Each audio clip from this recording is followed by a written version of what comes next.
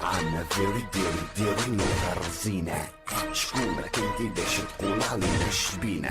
المزاج متاعنا اللي نوصلوا فيه للعباد كونه نحنا نغنيو في بارولات اللي قاعدين نعيشوا فيه، حاجة من الواقع مانيش نزيدوا في حاجة شيء من معناها برودكسيون تمول فينا ولا حاجة معناها كوميرسيال نخدموا فيها وحدنا، نخدموا نخلصوا وحدنا، نحركوا وحدنا باش نصوروا كل شيء وحدنا فهمت.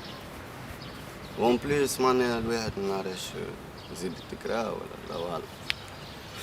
عنا ديري ديري ديري نوغر الزينة، شكون راك انتي باش تقول علينا الشبينة.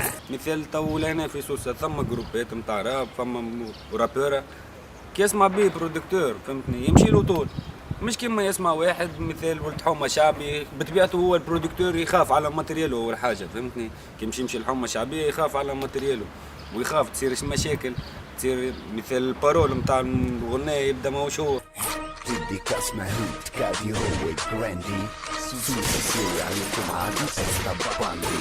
برشا تبدلت على بارابور على قبل، برشا تبدلت العقلية، فما برشا تواني واحد من الناس أمي تسمع راب، أمي كانت تسمع في نجاة الصغيرة وتسمع في أم كلثوم ولا تعدش بي ساعات في الراديو تسمع راب، تقول لي الأغنية هذيك راهي تعجبني فهمتني، ونحنا نقدروا كل واحد يخدم على روحه، كل فنان هذا عمل فني فهمتني، ونشجعوا العباد الكل.